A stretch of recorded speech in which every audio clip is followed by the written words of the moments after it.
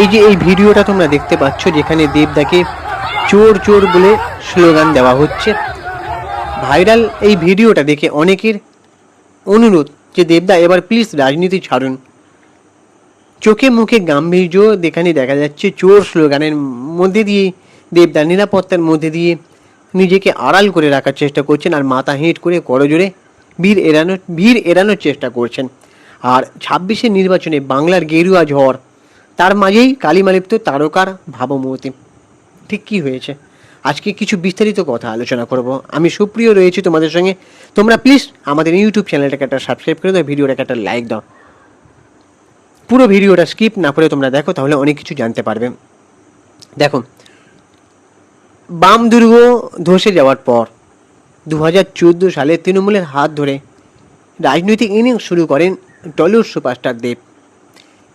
সময় যত গড়িয়েছে রাজনীতির পিছে পরিণত দেবকে দেখে ততোধিক বিস্মিত হয়েছে বঙ্গবাসী। দেবদা রাজনৈতিক ক্যারিয়ারে একটা জিনিস করেছেন, সেটা হচ্ছে সৌজন্যতা বজায় রেখেছেন। যেখানে দেখা যাচ্ছে যে অপর দিকের ব্যক্তিকে আক্রমণ করে, কিন্তু সেখানে দেবদা কিন্তু অনেকটাই নিজেকে সৌজন্যতার মধ্যে রাখার চেষ্টা করেছেন, সৌজন্য বিনিময় করার মাধ্যমে। তো তৃণমূলের এই বিধ্বংসী হারের পর সোশ্যাল পাড়ায় ভাইরাল হওয়া এই ভিডিওতে দেখা যাচ্ছে যে দেবদাকে ঘিরে চোর চোর স্লোগান উঠেছে। জানি না এই ভিডিওটা কবেকার, সেটা কিন্তু আমাদের চ্যানেল যাচাই করেনি। তবে এই ভিডিওর অ্যাগেনস্টে কিছু কথা আমার মনে হলো বলাটা খুব দরকার। যেখানে দেখা যাচ্ছিল যে রাজ চক্রবর্তীকে কাদা ছুঁড়ে চোর চোর স্লোগান দেওয়া হচ্ছে। আপনি যতই বলুন যে একটা বিরোধী কোনো দলের লোকেরা করেছে, কিন্তু দেখো আজকে তাদের ভুল ছিল বলেই নিশ্চয়ই কিছু এরকম করার সাহসটা পাচ্ছে অনেকে, সেটাও কিন্তু মানতে হবে। একজন জনপ্রতিনিধি, একজন সিনেমা আর্টিস্ট যখন জনপ্রতিনিধি হয়ে যায়, তখন তার অনেক দায়িত্ব জ্ঞান থাকা উচিত। তো এই যে দেখা যাচ্ছে যে পরনে কালো টি শার্ট, চোখে মুখে গাম্ভীর্য, দেবদাকে ভিড় এড়ানোর চেষ্টা করছেন চোর চোর স্লোগানের মধ্যে দিয়ে। এই ভিডিওর সত্যতা কিন্তু যাচাই করেনি আমাদের চ্যানেল, আমি আগে থেকেই বলে দিলাম। এই যে ভিডিওটা দেখো, 12 বছরের রাজনৈতিক ক্যারিয়ার দেবদার, টলিউড সুপারস্টার দেখিয়ে দিয়েছেন কীভাবে সৌজন্যতা দেখাতে হয়। সেটা আমি আগেও বললাম। রাজনৈতিক সংস্কৃতি কলুষিত করার অভিযোগও কখনো ওঠেনি দেবদার নামে। তবে দেবদার নামে কিছু অভিযোগ তো উঠেছে, সেটা আমি এখানে আর নাইবা বললাম, সেটা অনেকেই জানেন। দেবদা দলনেত্রীর কাজের সবসময় মানে আমজনতার কাছে ভোট প্রার্থনা করেছেন, সুপারস্টারের সাংসদ। আর তৃণমূল হারের পর নেতা অভিনেতার সঙ্গেই কিনা এই অভব্য আচরণ, এই ভিডিওটা দেখে অনেকেই মনে করছেন, তো অনেকে কমেন্ট করছেন যে দয়া করে এবার রাজনীতি থেকে সরে দাঁড়ান, কারোর বা আর্জি এখন থেকে শুধু সিনেমার পর্দাতেই দেখতে চাই আপনাকে। এখন নানা মন্তব্যে ছেয়ে গেছে নেটভুবন। তো দেখো, দেবদার যে রাজনৈতিক ক্যারিয়ারে ইনিংসটা খেলা উচিত হয়নি, সেটা আমি আগে বারবার বলেছিলাম। বারবার আমি বলেছি যে দেবদা এখনও সময় আছে, প্লিজ রাজনীতি থেকে বেরিয়ে আসো। আমার ভিডিওর মাধ্যমে দেবদাকে একজন সিনে ব্যক্তিত্ব হিসেবে সম্মান করি, কিন্তু দেবদা বলছেন টলিউডের সিনেমার মধ্যে তিনি রাজনীতি ঢোকাননি। কিন্তু অনেকের অভিযোগ যে দেবদা জোর করে নাকি সিনেমা রিলিজ করান, ফেস্টিভ্যালে জোর করে প্রাইম টাইম শোকে করে নেন, অনেক অভিযোগ আছে দেবদার নামে। তো এখানে আমি এইসব নিয়ে কোনো কিছু বলার মানে নেই, মানে দেবদাকে নিয়ে এটাই বলা যে পলিটিক্সে তুমি তো আগে থেকে বেরিয়ে আসতে পারতো, অনেকদিন আগে থেকে, যখন দেখছো তোমার কিছু করার থাকছে না, তাই না? সাধারণ মানুষের রায় কি তোমরা বুঝতে পারো না? একটা বাচ্চা ছেলে পর্যন্ত বুঝে যাচ্ছে যে কী হতে পারে বা মানুষ কি চাইছে, কিন্তু তোমরা কি জেনে শুনে এমন কাজ করো? আর দেবদাকে একটা ইন্টারভিউতে আমি বলতে দেখছিলাম, মানে নিউজ মিডিয়ায়, সেটা নিয়ে আমি ভিডিও বানিয়েছি, তোমরা দেখতে পারো। দেখো, দেবদার কি কিছু ভুল ছিল না? দেবদার নিশ্চয়ই ভুল ছিল, না হলে মানুষ কিন্তু এমন করার সাহসটা পায় না। দেবদা রাজনৈতিক ক্যারিয়ারটা কিন্তু চালিয়ে যাচ্ছিলেন। দেবদাকে কোথাও গিয়ে বুঝতে হতো যে দেবদার যখন কিছু করার থাকছে না, তখন রাজনৈতিক ক্যারিয়ারটা থেকে ইতি টানতে পারতেন দেবদা।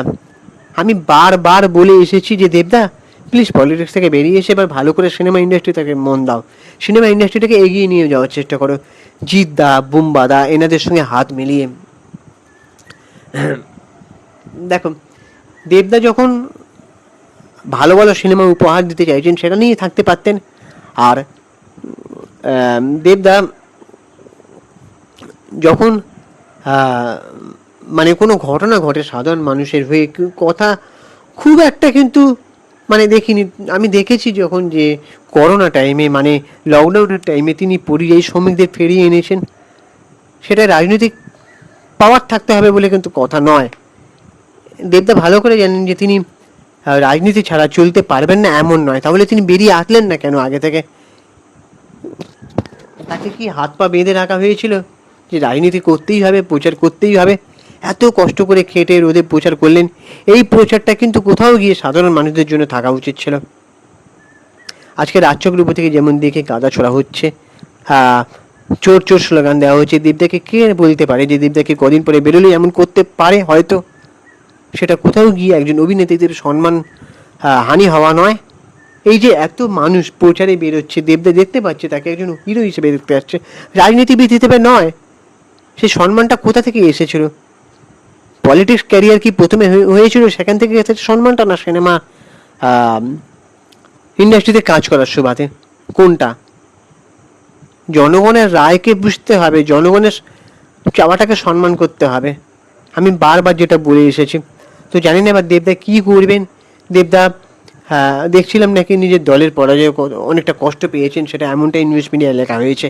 তো এটা যদি লেখা হয়, এটা যদি সত্যি হয়, তাহলে আমি বলবো দেবদা যেভাবে কষ্ট পাচ্ছেন, আমার মনে হয় না সাধারণ মানুষের জন্য দেবদা এত কষ্ট পেতেন। বা মানে কি বলতে চাইছি বুঝতে পারছো?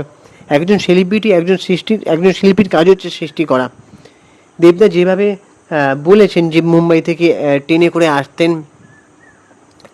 তাকে ট্রেন থেকে ফিরে যেতে হয়েছিল, বলেছিল কাজটা তার সাথে হবে না, তারপরে আবার নতুন করে তিনি চেষ্টা করেছেন। অগ্নি শপথ বলে সিনেমা করে ইন্ডাস্ট্রিতে এসেছিলেন, সেই সিনেমাটা ডাঙা ফ্লপ।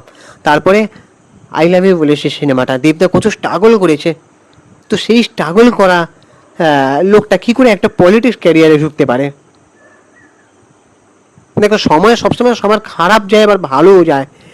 তো দেবদা ভেবেছিলেন যে রাজনৈতিক প্রচার সেরে এবারে আমি দেশ সেভেনে শুটিং করতে চলে যাব, আবার ফেস্টিভ্যালে রিলিজ করব, সময় একদম যেমন যাচ্ছে তেমনই যাবে। না, সময় সবসময় ভালো যায় না, সবসময় সব কিছুতে সাকসেস পাওয়া যায় না একভাবে। সাধারণ মানুষকে ঠকালে নিজেকেও ঠকতে হয়। তো এবার আমি জানি না কি হবে। এবার আমি একটাই রিকোয়েস্ট করব যে প্লিজ সিনেমার ইন্ডাস্ট্রিটাকে কীভাবে উপরে নিয়ে যাওয়া যায়। অনেক তো হলো, এবার তো নিশ্চয়ই আর ফেডারেশনে বড় মাতারা থাকবে না আশা করি। আপনারা এবার দায়িত্ব নিয়ে সিনেমা ইন্ডাস্ট্রিটাকে এগিয়ে নিয়ে যান, নিজের স্বার্থটা আর দেখবেন না। একটা রিকোয়েস্ট, সিনেমা ইন্ডাস্ট্রিকে অনেক কিছু দিয়েছেন, আরও দিন, প্যান ইন্ডিয়া লেভেলের সিনেমা করুন। আমরা সিনেমা ইন্ডাস্ট্রিকে নিয়ে সিনেমা বানাইতে দিয়েছিলাম, এইসব নিয়ে বলতে হচ্ছে, এটা আমাদের কাছে কোথাও গিয়ে একটা লজ্জার।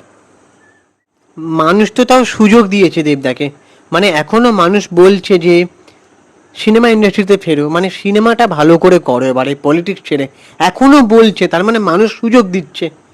এরপর যদি ভুল হয়, আমার মনে হয় মানুষ আর দ্বিতীয় সুযোগটা দেবে না, সিনেমা ইন্ডাস্ট্রি থেকেও বয়কট করবে, মানে সিনেমা আর কেউ দেখবে না হয়তো। তো এবার তোমাদের কি মনে হয় যে এই যে দেবদা রাজনৈতিক